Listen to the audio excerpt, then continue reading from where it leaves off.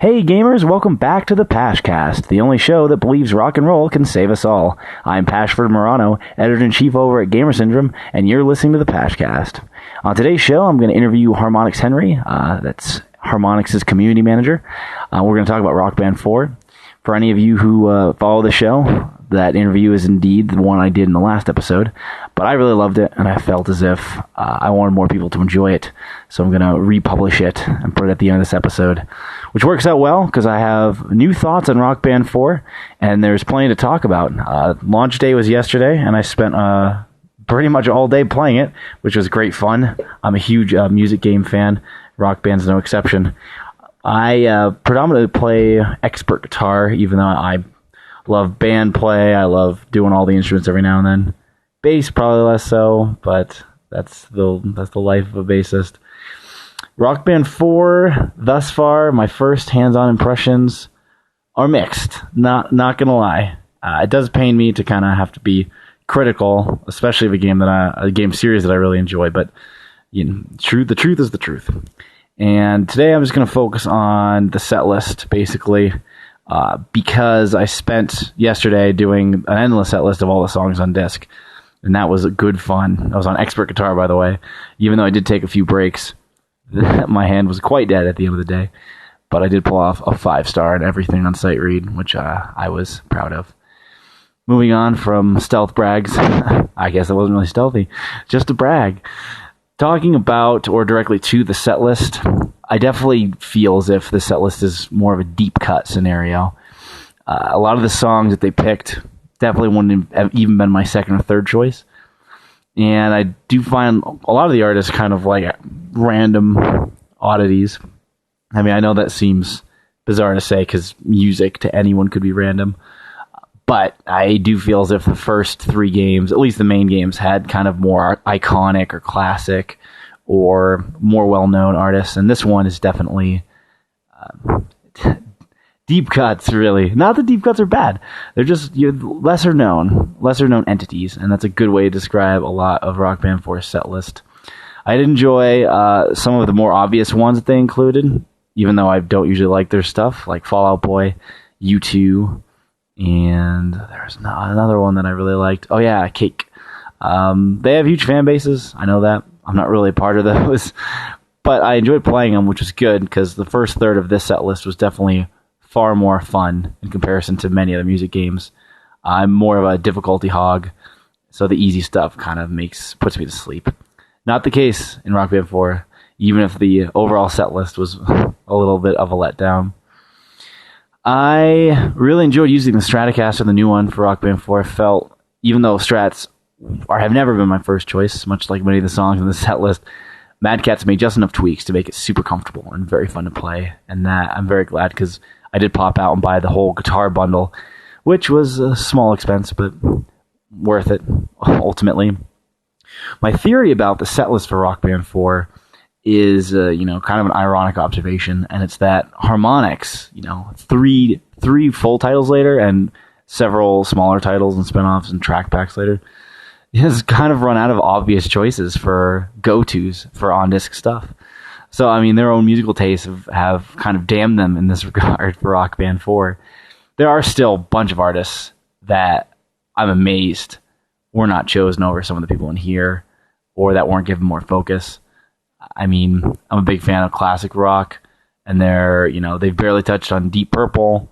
They've never really touched on some of the older guitarists, like Eric Clapton or Jimmy Page's solo work. I know Zeppelin is a bit hard, and I think Page actually is kind of against it, so it might be hard to get any of his stuff. But Jeff Beck is brilliant. To that point, ELO, fantastic.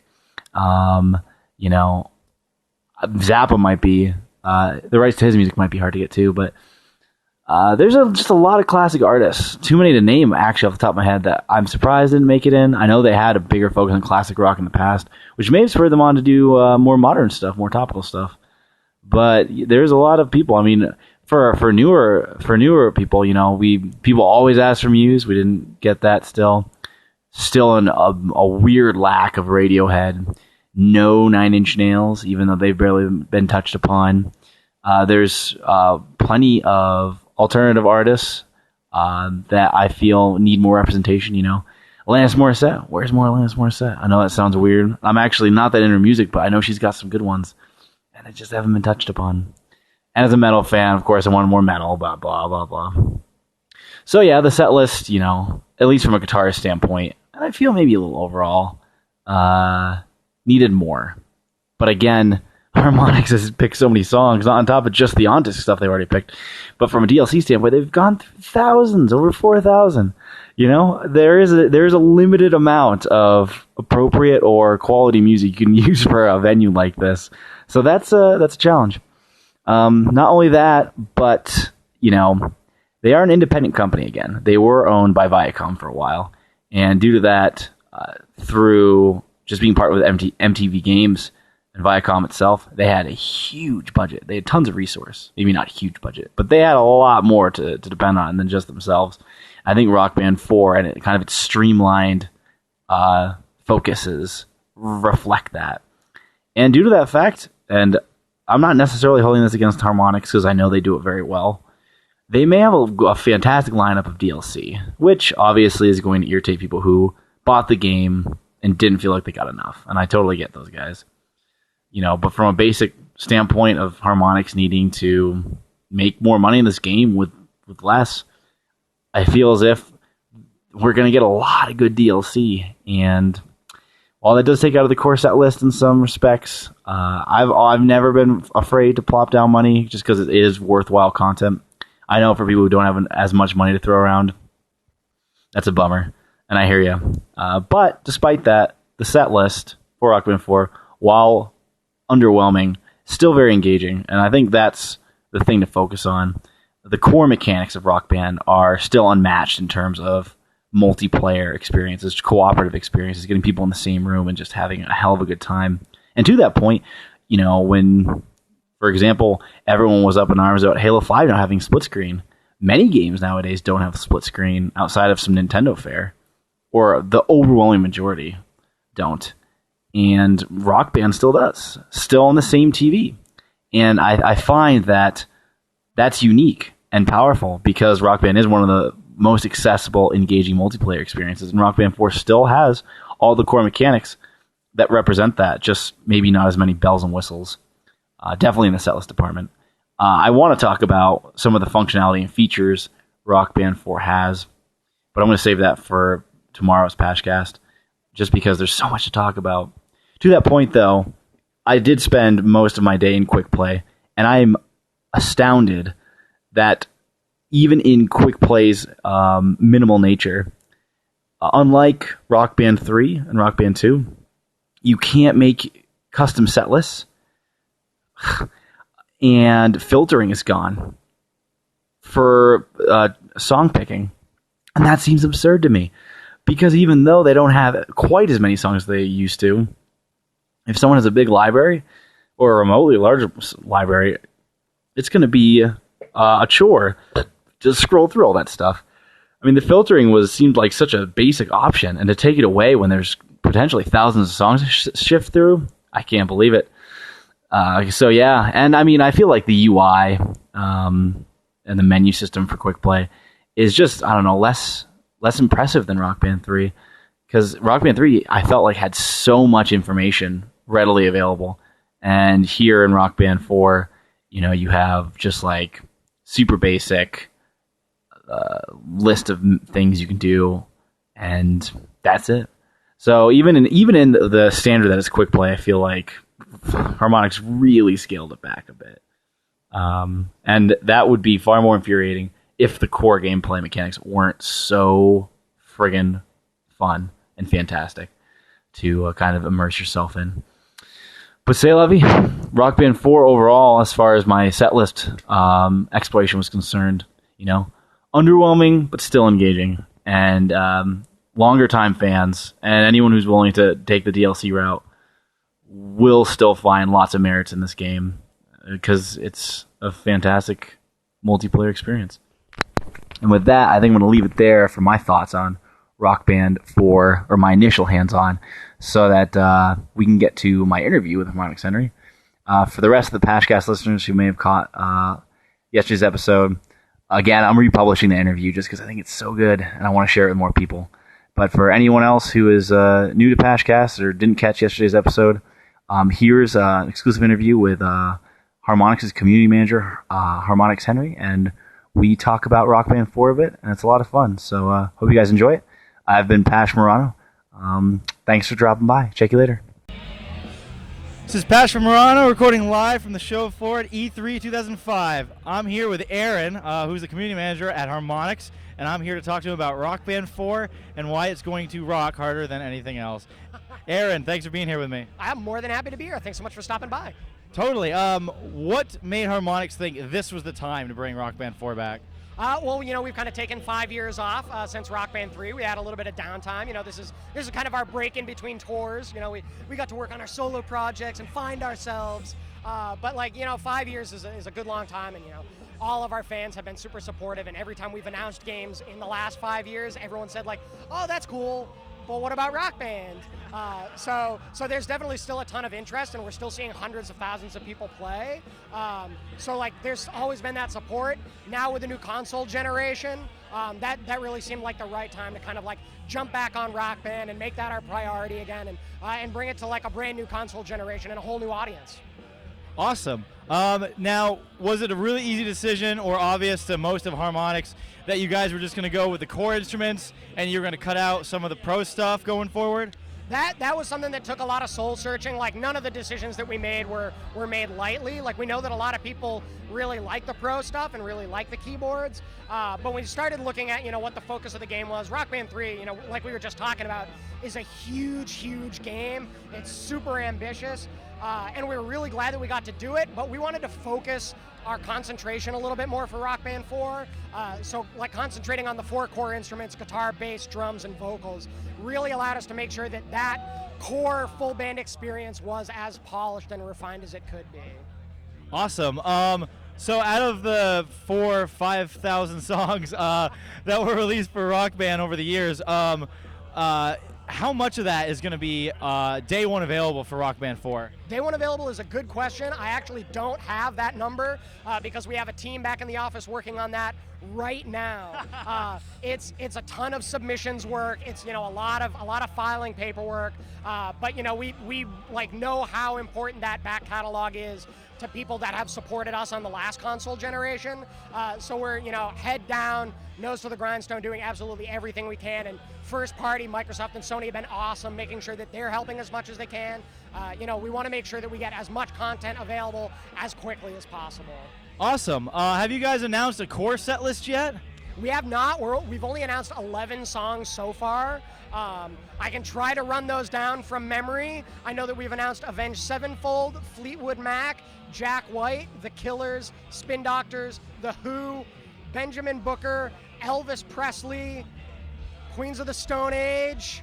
Oh, I'm so close. Oh, Mark Ronson and Bruno Mars, and Scandal. Yes. Well done. Well done. I could under duress name all 11 songs as well. You can find all those up on the front page of rockband.com right now. And you said Elvis there, did you not? Elvis Presley, yes. Suspicious Minds. First time he's come to Rock Band. I was going to say, that must be huge for you guys. That's a pretty big get. It's awesome. Anytime that we're able to land an artist that we've never worked with before, whether it's a new artist or an older artist, but to be able to work with someone like Elvis and to be able to have access to that content is unbelievable.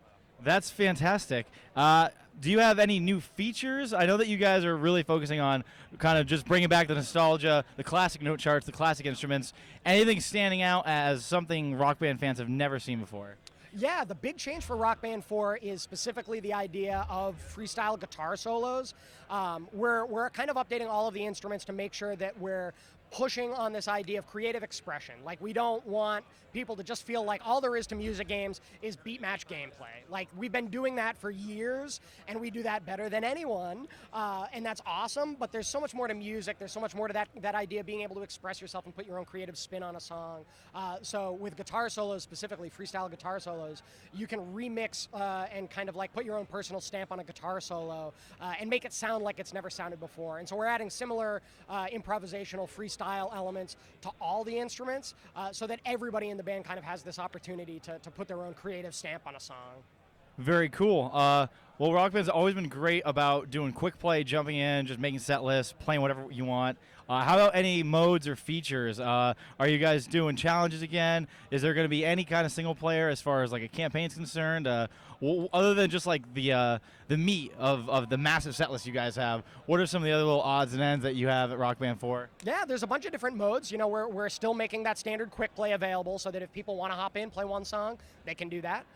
There is going to be a tour mode, so if people want to go in and like take their band on that whole journey of either like rags to riches or we're going to sell out or we're going to stay true to our roots. Like there's going to be like some really awesome branching narrative options in that tour campaign. We're also introducing shows, which is one of the things that I'm most excited about. It's kind of a play on quick play where like you will pick the first song that you perform, but then you'll enter into a show where you as a band can vote on the next song you want to play. So everyone in the band will vote from a list of 5 prompts whether or not you want to play, say, an 80s song or a metal song or a song with a female vocalist or a song by Duran Duran. So you, in real time, have to vote as a band on what you want to play, and maybe the singer disagrees with the bassist and the band ends up fighting over what they want to play, and then after every song you get that prompt to play through that mini voting again. So it's an awesome party mode because it keeps you from that quick play loop of like you play a song, back out into the menu, scroll through, oh, I don't want to play that, scroll through, no, I don't want to play that. So the show really keeps you in that party mode, and you could play that for an hour, 10 hours, 100 hours if you wanted to. Well, that is brilliant. Any kind of cool or maybe, let's say, excessive achievements that you guys have? I mean, personally, I was a big fan of like the Bladder of Steel and OCD. Are you guys keeping that under wraps, or do you have like a cool achievement you want to talk about? We haven't announced any achievement stuff yet, but I'm sure that the design team has a few tricks up their sleeve. Like they're always really good about that stuff.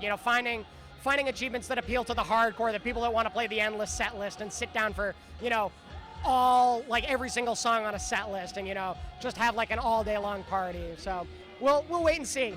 All right. Well, as far as the DLC schedule goes, can you give me any insight into what you guys are planning just from the get-go? We haven't announced an official schedule just yet, but we definitely want to make sure that Rock Band is supported with content after launch. We did 281 weeks of consecutive DLC for the first Rock Band, so it shouldn't be any surprise that like Harmonix is committed to downloadable content and updates. And for Rock Band 4, that's no exception. Like, we want to make sure that Rock Band 4 is the Rock Band for this console generation. We want to make sure that we're releasing stuff to support it for as long as we possibly can. Awesome. Have you announced the official release date for Rock Band 4 yet? October 6, 2015. Awesome, man. One last question. If you could have dinner with any musician, dead or alive, who would you have it with? Oh, man, I'm really into Frank Turner right now. Like, we released I Still Believe by Frank Turner as free DLC back in March when we announced Rock Band 4 was coming. And it's been kind of like, that's been my anthem for Rock Band 4. Like, it's all about, like, believing in the power of rock and roll can save us all, and it has the power to change lives, and it's like, it's kind of hokey, but it's true, and when you see people, like, standing around playing Rock Band 4 and clapping and cheering, like, it makes me feel so happy to be able to bring the game back out on the road. So, like, I'm big into Frank Turner right now. I'd love to hang out with him. I agree. I think that rock and roll can save us all. Well, Aaron, I want to thank you so much for coming out and talking to me, and thanks for putting out another Rock Band. You are very welcome. We did it just for you. It's Pash Morano, reporting for Gamer Syndrome at E3 2015, signing off.